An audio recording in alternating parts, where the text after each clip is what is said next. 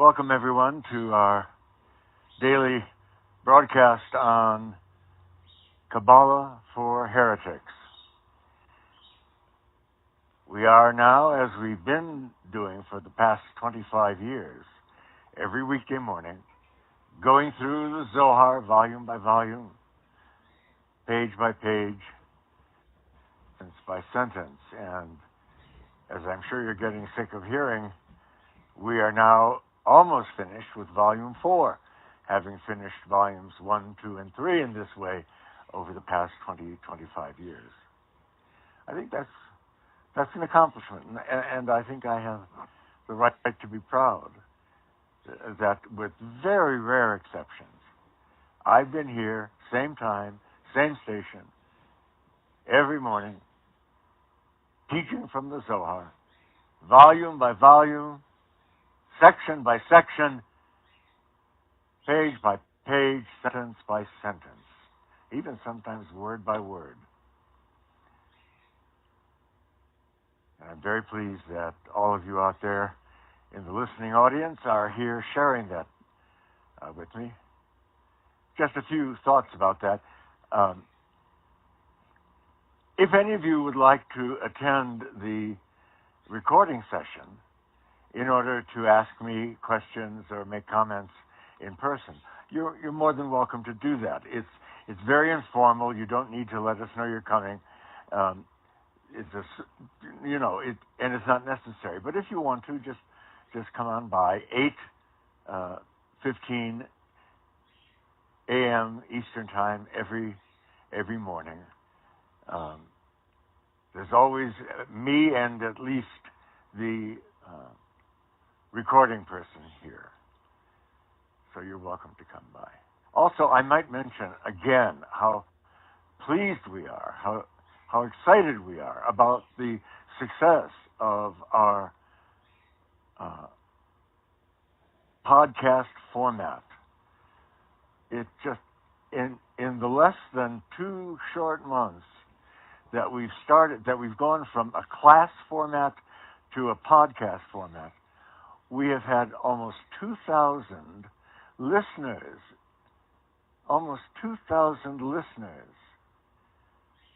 and growing. Every week it grows more than the week before, at about a rate of 35 to 40% over and above the week before. So thank you all.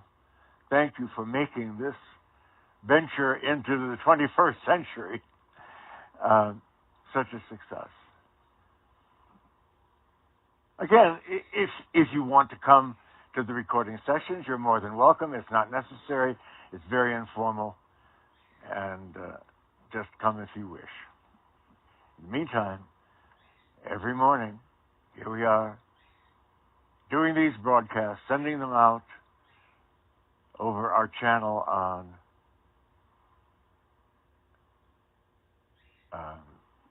the internet. Let's get back to the Zohar.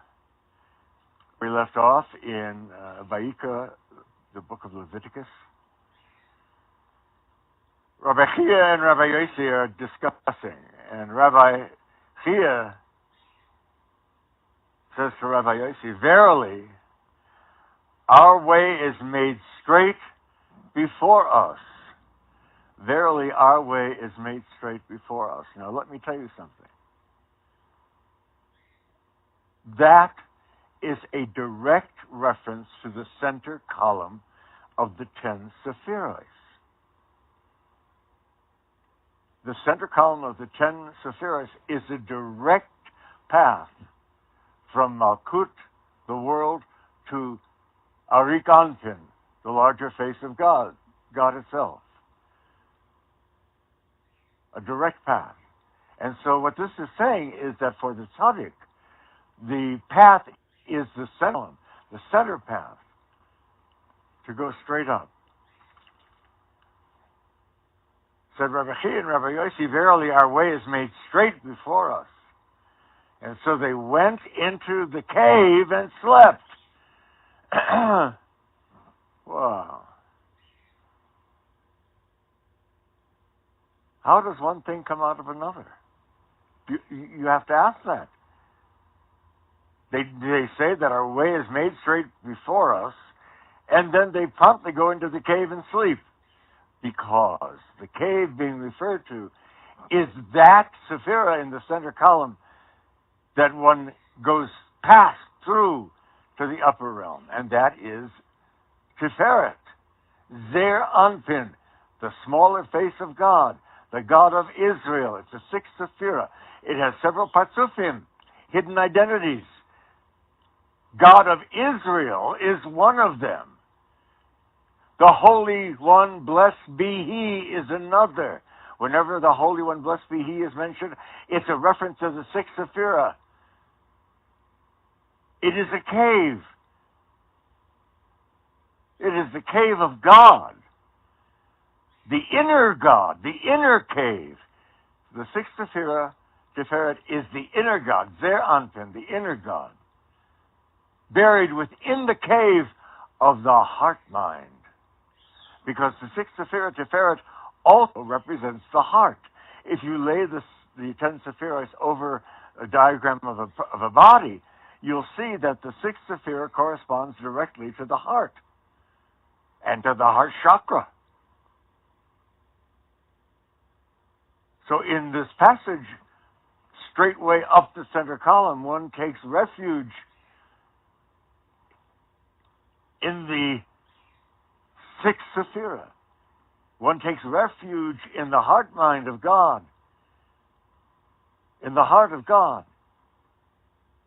The place, incidentally, if you had a diagram of the 10 sephiros in front of you, you would be able to see this.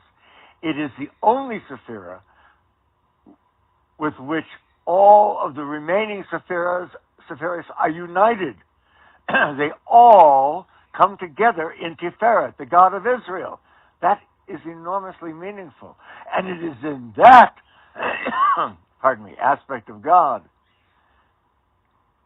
that we take refuge, that we enter in.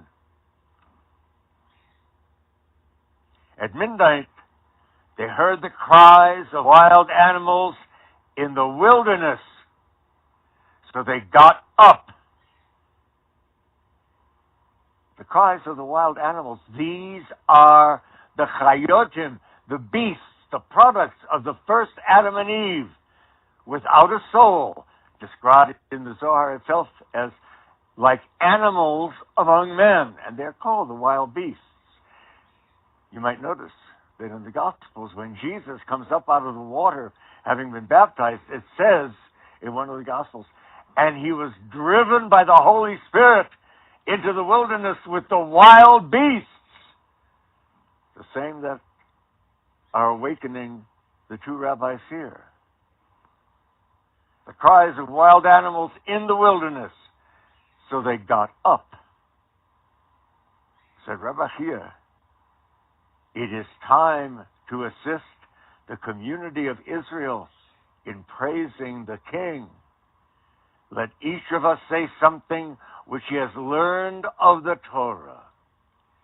So they all sat down, and Rebbe Chia commenced with the text, for the chief musician said to Ayelet, HaShahar, a Psalm of David. Look at that. The cries of the world, of the wild beasts, of the chayotim. Awaken the tzaddik in the cave. And he must go out of that cave into the wilderness, into the wild beasts, to tame them. That is to say, to bring them into the house of Israel. As Jesus did. Jesus responded to the same call and went out into the wilderness. And as Paul says, united Jew and Gentile in his own person, creating a single new man. We see this pre-reference to that here in the Zohar, in this discussion of, this wide-ranging discussion of the Messiah.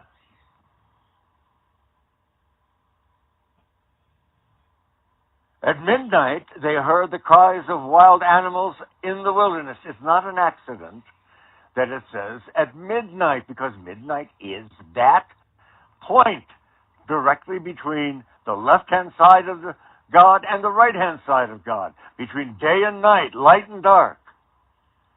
It is in that period that one is awakened, that the tzaddik in one, if it is there, is awakened by the call of the wild beasts in the wilderness to come out and into and among them, to heal them and bring them into the cave, as Jesus did by the crucifixion. Now again, as I mentioned, every time I bring something like this up, that doesn't mean Jesus was God. It just means he was like these rabbis. Not God.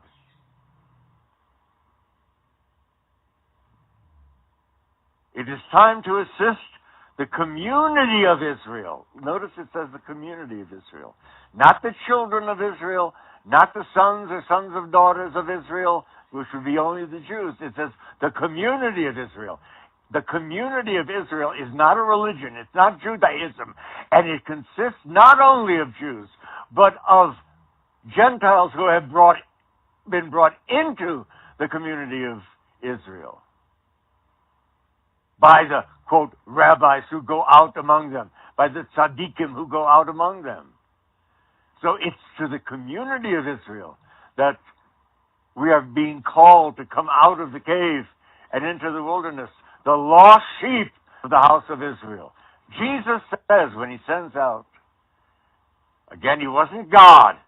When he sends out his missionaries, he says, go now directly to the lost sheep of Israel. He is sending them out of the cave into the wilderness to find the lost sheep of the house of Israel. And how do they do all this? They do it by the magic ritual of Torah, because it's a magic rite that they are performing. It says it is time to assist the community of Israel in praising the King. Let each of us say something which he has learned of the Torah.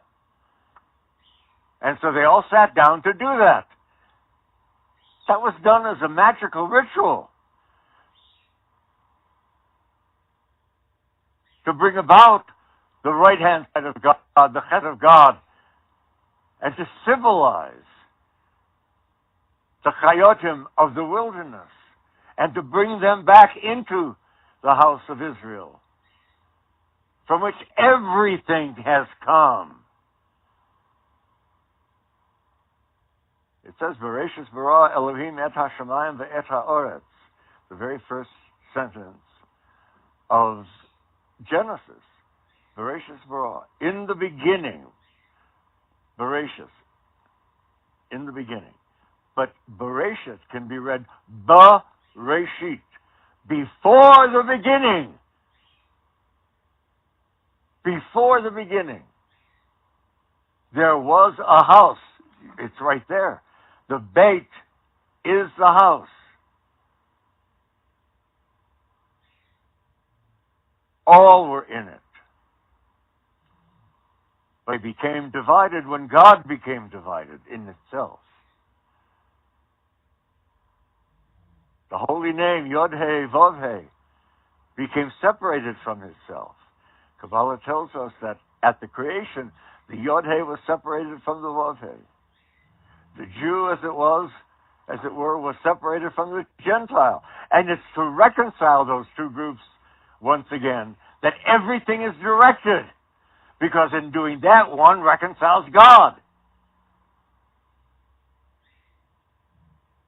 Jacob and Esau, Jew and Gentile. The Yod-Heh and the Vav-Heh become separated.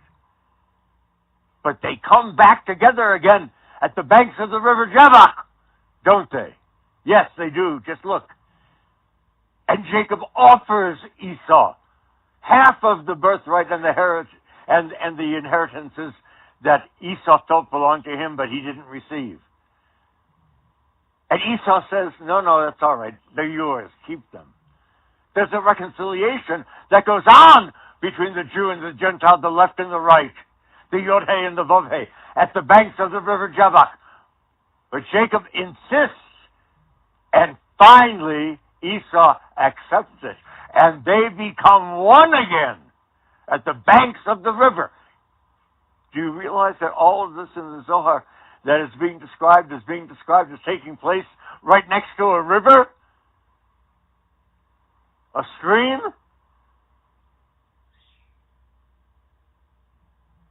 The river Jabbok. This is all about the reconciliation of Jew and Gentile. Left side and right side, Yod-Heh and Vav-Heh of God. Indeed, Paul says in Ephesians, just listen to me now, shut up and listen. Paul says in Ephesians, you Gentiles, because you are not Jews, are without hope and without God. That's not just some Jewish chauvinistic saying. That's Paul addressing the Gentiles, the Chayotim. But, he says, through the Jew and the blood of the Jew, Yeshua bar Miriam, you Gentiles have been brought very close to us Jews. And by his blood, we have become a single new person in him and raised up by him back to God. I hope you're hearing this. I'm quoting from Ephesians. It demonstrates clearly that was the mission of Jesus, to unite Jew and Gentile. That is to say, the left and the right-hand sides of God. To make God one again. As it says in the Zohar, I believe in volume 1, it says, and that day,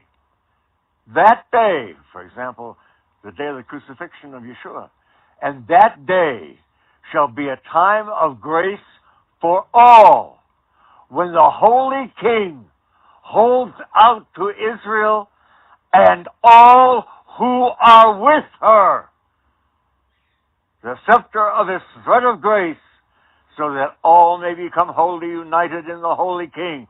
That is the main goal of the Mashiach. That was the main goal of Yeshua bar Miriam, later to be called Jesus. To bring together in his own person, Jew and Gentile, as a single new man, and raise them back up to God.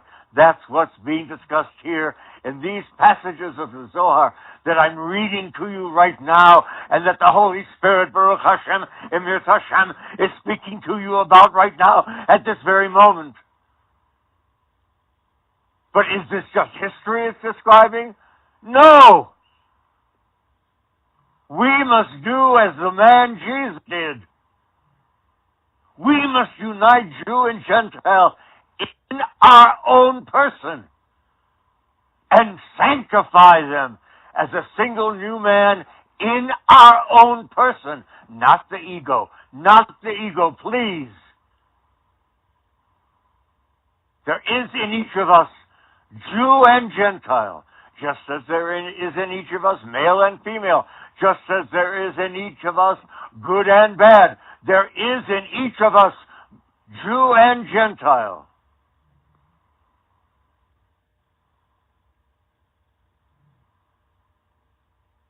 And the Jew must go into the cave of the heart-mind to seek out the Gentile and unite it back with the Jew in his own person, just as Yeshua bar Miriam did. We must do.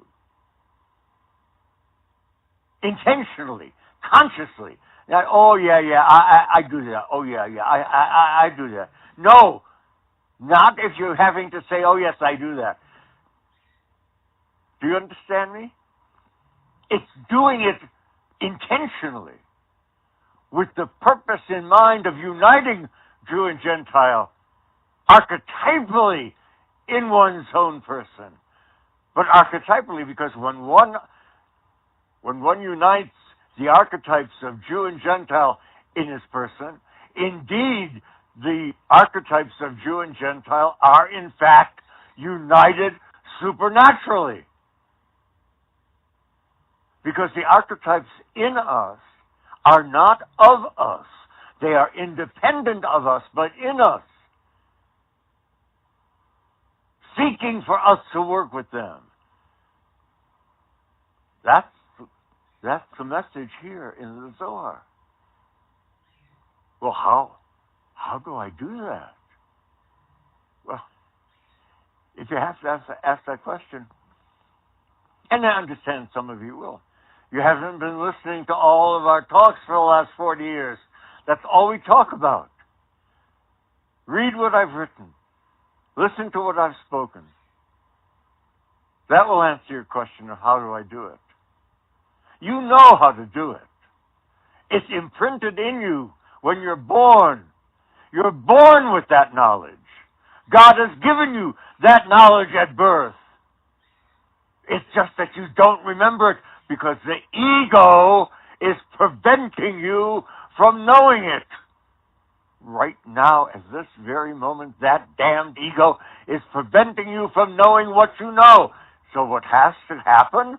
I awaken you to it. I say to the ego, shut up! Shut up! And let this soul hear what it already knows. And do it for the sake of God.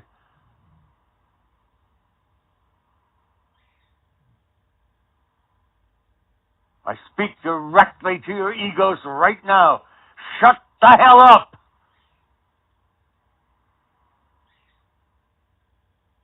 Listen! Let that part of the ego that is the ripened ego, listen to the Holy Spirit telling it what it already has always known. How to reunite God within his own person. Don't ask me to describe it to you. Enter into it and relearn it for yourself. All I can do is call you to that.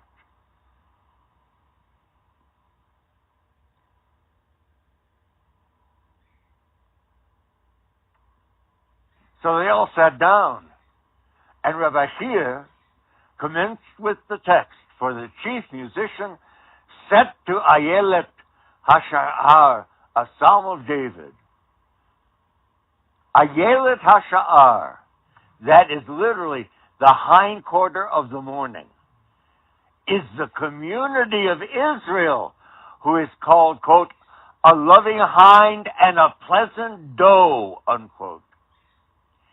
Is she then a hind of the morning only, and not of all the day? What it means, however, is a hind from that place which is called dawn, of which it says, his going forth is as sure as the morning, unquote. This is all talking about the significance of midnight and the passage into the morning from the late night. The efficacy of such work, particularly in the morning. Right now, this is for me and therefore for you. Morning. The sun is not yet quite risen, but it is morning here. This is the auspicious time to do what I am doing with you. Calling you into the house of Israel, the cave of the rock, to remember how to do that. What it means, however, is a hind from the place that is called dawn, of which it says his going forth is as sure as the morning. See now, when night falls, the doors of the upper world are closed, and those below fall to rest, and the distant ones, the demons, awaken and fly about and flit around the bodies of men. But if they see the likeness of the Holy King, they are afraid. If men on their beds have thought about the Holy King, they are afraid. If men on their beds, before they go to sleep, fall asleep, Invoke the Holy King, the archetype of God, the self. The demons around us are afraid.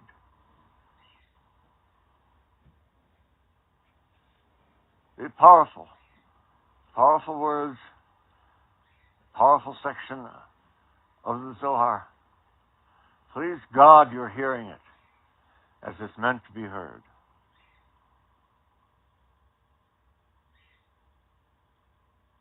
The souls of men ascend, each according to its desert, as explained elsewhere. At midnight, a herald gives orders, and the gates are opened. Right now, as I speak, the gates of heaven are open to us. Let us enter into them, into the heart mind, into the realm of holy imagination, sacred imagination. The gates are open to us. At midnight, it says, a herald gives order and the gates are open. We are now standing at the open gate right now, this moment. Come with me, enter into it. Not into a religion, God forbid, but come into this cave in the rock. That's not a religion. It's a mystical place.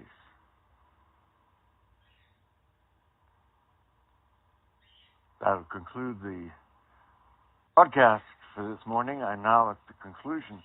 I'll do what I've been doing every morning now, and will continue doing every morning for a year. That is to say, recite the prayer for the dead, the traditional Kaddish, in memory of our departed, beloved friend, the Tzaddik, Leonard Cohen. Yiskadal v'yiskadash mecha bo. Bo modi v'achir usei, v'yam l'chmach usei. V'chayachon l'kmechon l'chayed l'chol beis Yisrael. V'agalo uvizman kol yvimu amen. Yehi shmecha bo mevarach, le'olam omer maya. Yisbarach, Yisabach v'yisbar, v'yisamam v'yisasei. V'yisadar v'yisalei v'yisal, shmei d'kutsho b'richu. Le'olam enchal b'irachoso, t'shrechoso v'nechem oso. Tameron bo movimru amen.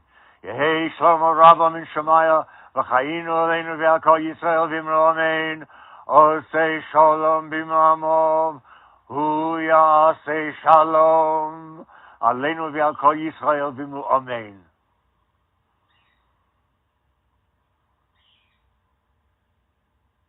The broadcast is over. Go in peace. And when you go through the world, do not be led by the world. Do not be led by any person. And for God's sake, do not be led by your ego. Be led instead by the Holy Spirit in you, awake right now, speaking to you right now, which will continue to speak to you throughout the day if you have ears to hear. Follow her. Not your ego. Not the world. Not another person. But only the Holy Spirit. With intention. With intention.